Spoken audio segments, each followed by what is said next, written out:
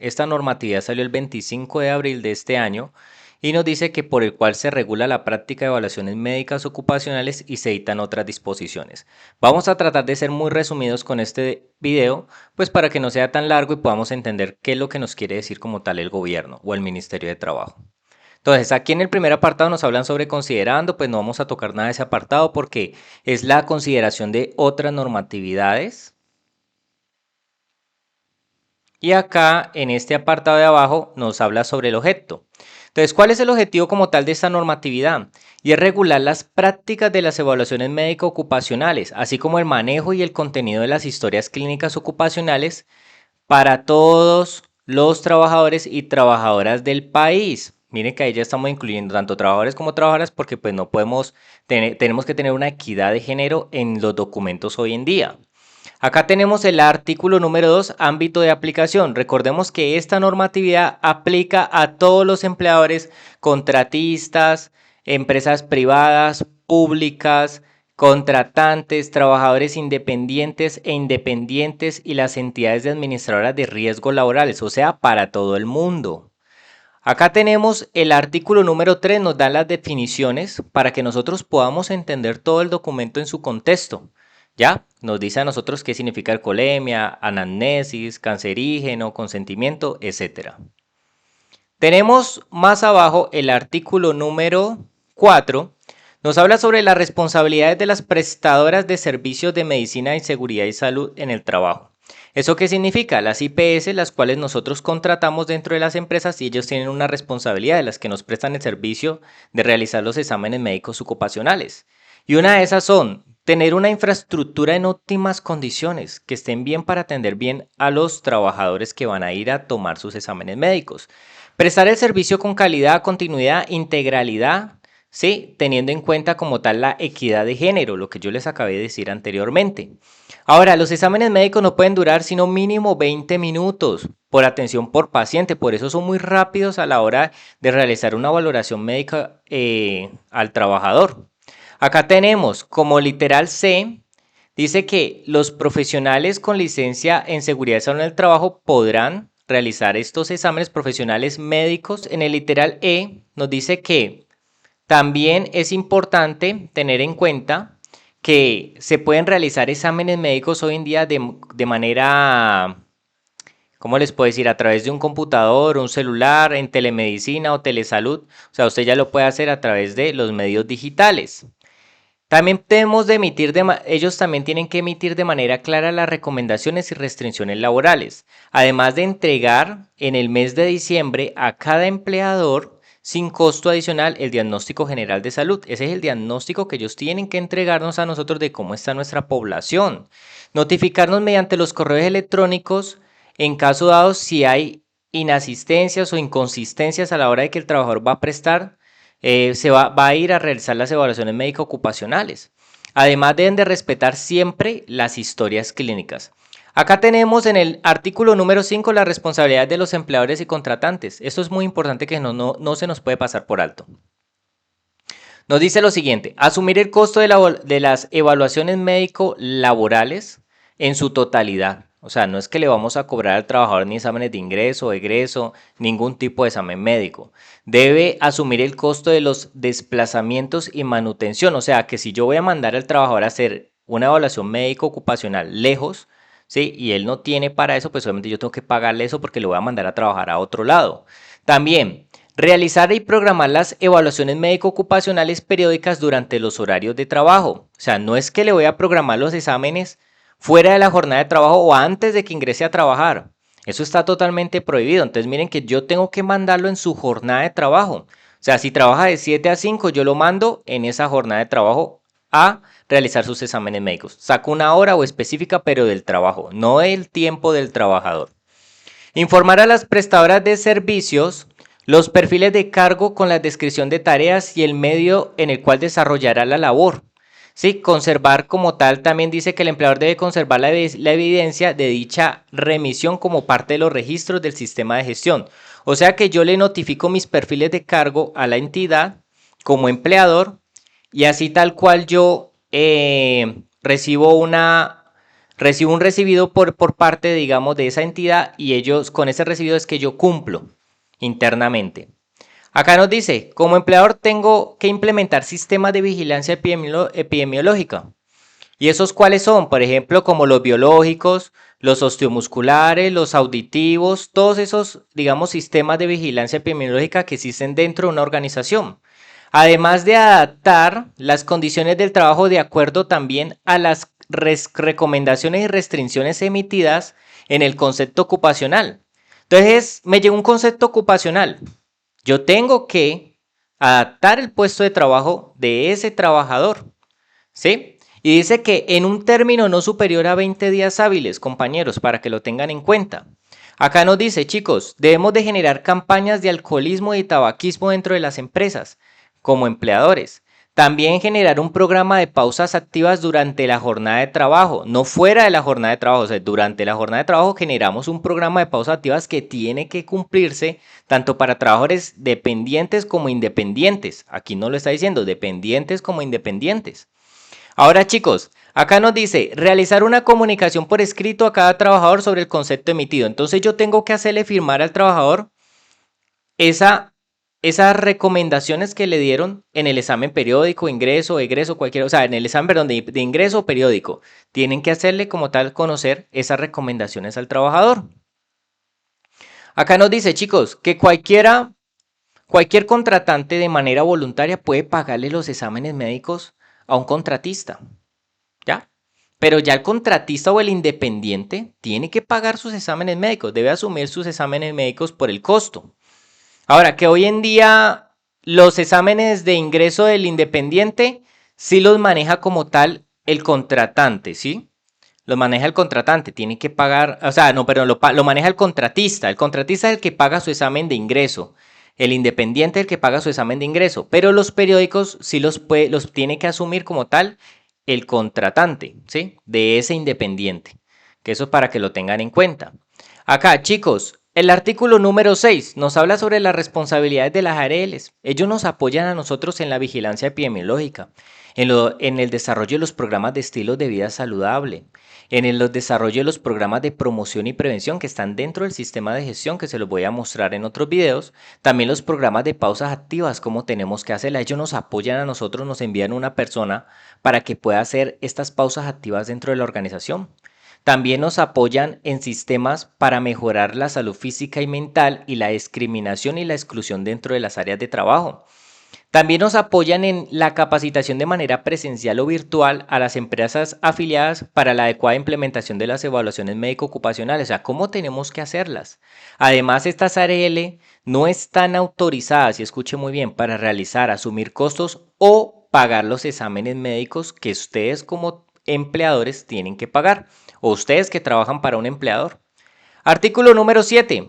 Responsabilidades de los trabajadores están amarradas de acuerdo al decreto 1072 de 2015, que pues muy sencillo es procurar el cuidado de estado de salud o sea, un trabajador tiene que procurar su cuidado de salud, debe suministrar información clara y veraz de su estado de salud, cumplir con las normas y reglamentos y el uso correcto de los elementos de protección personal, o sea que el trabajador que no lo haga, aquí está incumpliendo bajo esta norma. También debe informar de los peligros y riesgos a la seguridad y salud en el trabajo, o sea, al área de seguridad y salud en el trabajo y al COPAS o vigía en su defecto. Debe asistir a las evaluaciones médico-ocupacionales. O sea que si yo le programé a un trabajador los exámenes médico-ocupacionales y no fue, eso ya es un incumplimiento a este artículo, ¿sí? Número 7, como responsabilidad del trabajador al literal número E. Y ahí es donde yo le hago un llamado de atención a esa persona que yo programándole el examen médico no fue. Así de sencillo, chicos, no se maten la cabeza. Ahora, todo trabajador tiene que participar de las pausas activas. Si yo programé unas pausas activas, todos tienen que participar de eso. Deben acatar las recomendaciones médico-laborales. Si una persona tiene recomendaciones y no acatas, hay que hacerle un acta de compromiso a esa persona. Acá tenemos, chicos, en el capítulo número 2 nos hablan sobre los tipos de evaluaciones. Sabemos que están las de preingreso, que es cuando una persona ingresa nuevo a una organización, hay que determinar en qué condiciones va a entrar a trabajar. Tenemos las periódicas, que es para ver cómo estuvo la persona en el transcurso del año, ¿sí? como yo le realizo los exámenes la misma fecha que ingresó después de un año, entonces yo me doy cuenta cómo estuvo esa persona, o sea, cómo están sus condiciones actuales de salud. Entonces así nos dice, chicos, miren, muy sencillo, preingreso es antes de la contratación. Acá tenemos los periódicos, es para monitorear la exposición a los factores de riesgo, a ver si realmente hubo una afectación a su salud. Acá tenemos las evaluaciones médicas por cambios de ocupación. Sencillamente, si yo le voy a cambiar la ocupación a un trabajador, le voy a poner nuevas tareas, nuevas funciones, ¿sí? Lo voy a exponer a nuevos riesgos, hay que hacerle un examen médico por cambio de ocupación y eso hay que pedirlo. Todo eso está amarrado al profesiograma. Acá tenemos en el artículo número 11 las evaluaciones de egreso. Y esas son las evaluaciones cuando una persona se retira. Yo le programo los exámenes, tiene 5 días hábiles posteriores a la terminación de la relación laboral. Si no se realiza el examen, pues la persona ya aceptó como salió realmente de la organización. Así de sencillo. Acá en el artículo número 12 nos habla sobre la evaluación médica por retorno laboral. Dice que cuando una persona ya haya estado ausente, igual o superior a 90 días. Cuando una persona acá, digamos, tuvo una incapacidad mayor a 30 días calendarios, es una evaluación médica o post-incapacidad. Eso para que usted lo tenga en cuenta. Acá tenemos que cuando yo le realizo un examen de seguimiento de control, y es sencillamente es para yo ver el análisis de los casos los cuales yo necesito determinar y verificar la evolución de una condición de salud. Cuando una persona tiene un caso médico o cuando hay un caso médico dentro de la organización, yo le hago un examen de seguimiento de control, que es el que yo solicito a la entidad IPS de salud para la cual está contratada dentro de la organización. Acá tenemos el artículo número 15. Debemos definir, nos habla sobre la periodicidad de las evaluaciones médico-ocupacionales. Entonces ya la empresa define cuál es la periodicidad a través del perfil, ¿sí?, del profesiograma, ¿sí?, que lo realiza con un profesional, con un médico especialista en el proceso para que le haga ese profesiograma, con la entidad, con la IPS, paga por eso. ¿Listo? Que es el profesiograma que se hace. Eso ya lo define la empresa. ¿Listo? Sin que supere caso excepcional de 3 años. O sea, no es que le va a hacer el examen cada 3 años a una persona, sino que mínimo ustedes saben que los administrativos le hacemos cada 2 años y de pronto los operativos, porque están más expuestos a un riesgo, lo hacemos de manera anual. Pero todo esto lo hacemos, chicos, con el apoyo de la administradora de riesgos laborales ARL. Ahora, la periodicidad puede cambiar y quiero que ustedes tengan en cuenta eso. Sí, se vence un examen, un certificado de alturas, yo tengo que hacerle otro examen. Así de sencillo. Si se vence el certificado de energía, manipulación de alimentos, tenencia de armas, conducción, ¿sí? Sencillamente yo tengo que hacerle otro examen a esta persona. Artículo número 16. Acá en este apartado es donde nos genera a nosotros una gestión de cambio como profesionales de seguridad en el trabajo y que tenemos que tener en cuenta. Entonces, chicos, los perfiles de cargo hay que entregárselos a la entidad de salud, a la IPS, y ese es el control de cambios que hay que tenerlo listo antes del 1 de noviembre, que es mandarle los perfiles de cargo a esa entidad con los perfiles de cargo actualizados con las funciones, con las responsabilidades, con las habilidades, con las competencias, con los requisitos físicos, mentales y técnicos. Esto lo hace gestión humana, ¿sí? Esto de acá lo hace gestión humana, que debe cumplir una persona para desempeñar un cargo. Los riesgos laborales asociados a las tareas asignadas, ¿quién los hace? Nosotros colocamos los riesgos a cada perfil de cargo. Ahora, si no lo quiero hacer en los perfiles de cargo, ¿dónde lo puedo hacer? Para ahorrarme todo ese mamotrejo de actualizar todos esos perfiles de cargo. Pues sencillamente en el profesiograma, así de sencillo. No nos matamos la cabeza. Ahora, dice las medidas preventivas. Entonces usted coloca los riesgos, ¿sí?, de cada perfil de cargo y coloca las medidas de control a esos perfiles de cargo y eso ya queda actualizado. Ese es el control de cambios como tal de esta normatividad. Acá tenemos, chicos, debemos de tener también, debemos de suministrar a esa entidad los indicadores epidemiológicos sobre el factor de riesgo que tenemos en la empresa. Puede ser epidemiológico biológico, osteomuscular, auditivo, visual, ¿sí? Así de sencillo. Acá tenemos la matriz de identificación de peligros y de evaluación y valoración de riesgo, también se lo tengo que suministrar. Los estudios de higiene industrial, como los de iluminación, como las sonometrías, biomecánico, análisis a exposición a agentes cancerígenos, los de riesgo psicosocial como las baterías de riesgo psicosocial, todo eso también. Los indicadores biológicos, pero ya cuando una empresa tiene ese riesgo pues dentro de su empresa, como por ejemplo las entidades de salud. Yo trabajé para una entidad de salud y así tiene que ser. Entonces, todo esto, chicos, debe quedar evidencia de que esa entidad de salud recibió esa información de esa entrega, ¿listo? Debe quedar la evidencia de la entrega y del recibido. Este artículo número 16 es lo más importante en esta normatividad y que no se te puede pasar por alto. De aquí para abajo, el 17 nos dice quién debe realizar las evaluaciones médico-ocupacionales, pues los médicos especialistas con licencia vigente con 2 años de experiencia. Acá nos dice en el artículo número 18 que existen unas evaluaciones complementarias, como los de alcoholimetría, como todas las demás que se hacen, que son complementarias, ¿sí? Deben tener un consentimiento informado por parte del trabajador. Entonces, usted tiene que hacerle firmar un consentimiento, indiferentemente. Acá tenemos, chicos, que nos habla sobre el artículo número 17, sobre el contenido del concepto médico ocupacional. ¿Qué es lo que tiene que tener este concepto médico? Entonces aquí nos da los datos desde la A a la I, los datos que debe tener un concepto médico. Entonces dice, y no podemos utilizar la palabra no apto. Entonces yo les puse a ustedes acá, debemos de colocar apto con recomendaciones. Por eso ustedes ven apto con recomendaciones y le ponen las recomendaciones, pero nunca van a poner la palabra no apto. ¿Listo? Y los diagnósticos de salud, estos de acá, en el artículo 20, son los que nos entregan a nosotros de la población trabajadora de manera anual la entidad de salud. Ellos nos pasan ese diagnóstico y nos dicen, mira, así está su población, cómo están las personas dentro de su empresa. Entonces nos dicen, este insumo, pues acá yo tomé este apartadito donde dice, este insumo es clave para la planeación, ejecución y seguimiento de las actividades contempladas en los programas de medicina preventiva y del trabajo. O sea, los programas de estilo de vida saludable, los programas de promoción y prevención, los exámenes médicos, etcétera. O sea, todo eso me sirve para ese apartado dentro del sistema de gestión. Entonces, mire todo lo que nos dice a nosotros como tal este diagnóstico, ¿ya? Que ustedes ya lo van a revisar pues cuando se lo pidan a la entidad o a la IPS, que eso es lo que tenemos que hacer nosotros como profesionales. No se le pase esto por alto. Acá tenemos el artículo número 21.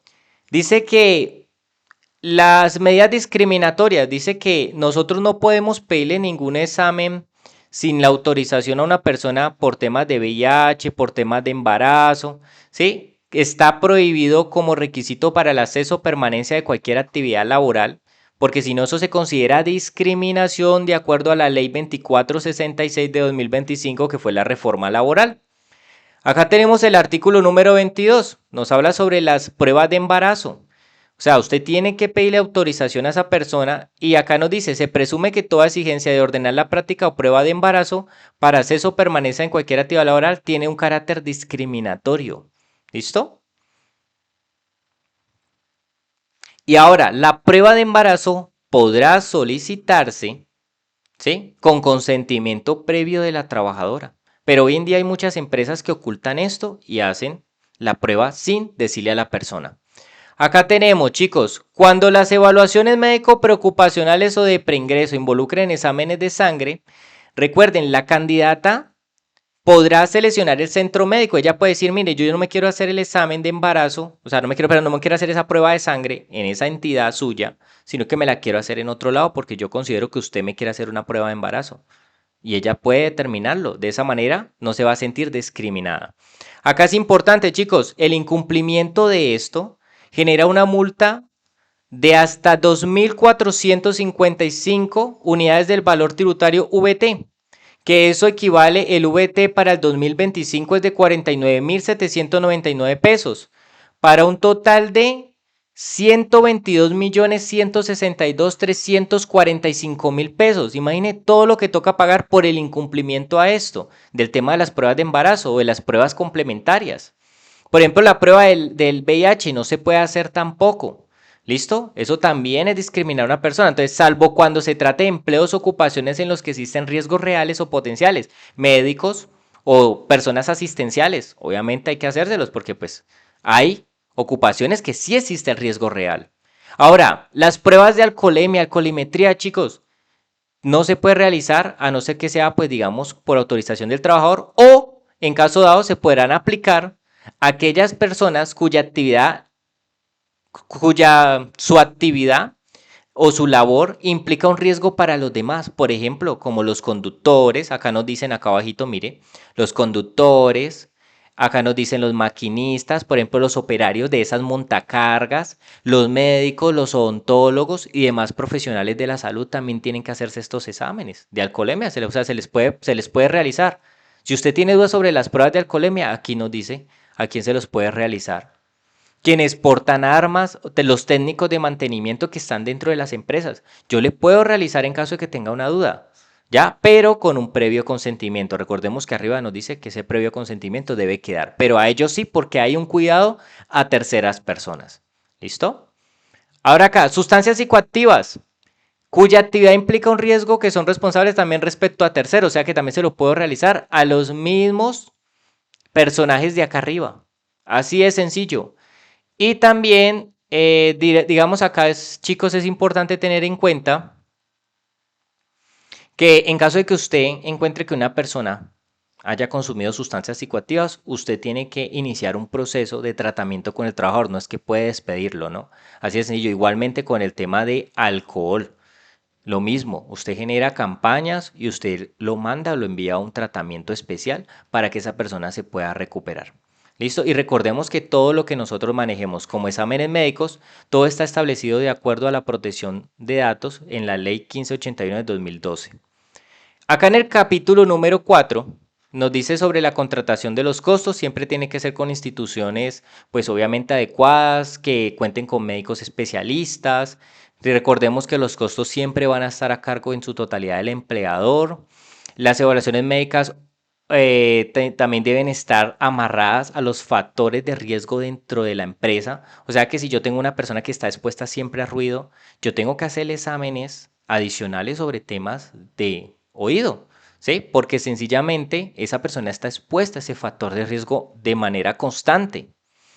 Acá, chicos, ya digamos, para complementar en el capítulo número 5, nos habla sobre las historias clínicas. Hoy en día se ha presentado una complicación con el tema de las historias clínicas porque tenemos que solicitarlas para poderlas radicar. O sea, las personas de gestión humana las solicitan para poderlas radicar, pero eso se ha convertido en un complejo porque de acuerdo a esta norma, pues nosotros no podemos solicitarla porque si no estaríamos cumpliendo con la ley 1581 de 2012 sobre protección de datos personales. Entonces lo mejor es no es tratar de manejar la situación, saberla solicitar, no es que no la puedan solicitar, sino que saberla solicitar para indicándole obviamente al trabajador de que se va a realizar una radicación. Esa es una manera más clara. O sino que el trabajador radique como tal su incapacidad. Esa es la otra manera de solucionar ese asunto. ¿Listo? Acá ya nos explican cuál es la información mínima que tiene una historial clínico. Miren que es muy sencillo. ¿Sí? Aquí hasta el literal 12. Y aquí en el artículo número 30 nos dice sobre la custodia y la entrega. Obviamente la custodia siempre va a estar y ese archivo va a estar siempre bajo la entidad de servicios de medicina. Eso no lo puede tener cualquier otra persona. Solamente se puede entregar, chicos, en caso de que el trabajador autorice o en caso de que, como nos dice por acá, haya una orden judicial de esa historial clínico o haya una autorización escrita del trabajador o una solicitud de un médico prestador de servicios de salud o una entidad competente para determinar el origen o calificar la pérdida de capacidad laboral, que así de sencillo es en caso de una historial clínico. Ya como disposición final y para finalizar esta normatividad, para no demorarnos tanto chicos, que esto fue un breve resumen, ya después estaremos hablando sobre cómo manejar los exámenes médicos y todo el proceso, ya con documentación en mano. Entonces mire que ya el ministerio nos dice que ellos nos van a hacer inspección y vigilancia y control de que cumplamos con todo esto. Que si no cumplimos, nos sancionarán de acuerdo a lo que hablamos anteriormente. Y de acuerdo a todas las demás normatividades que están, de acuerdo a la ley 1562, al decreto 1072, a la ley 1295 y etcétera.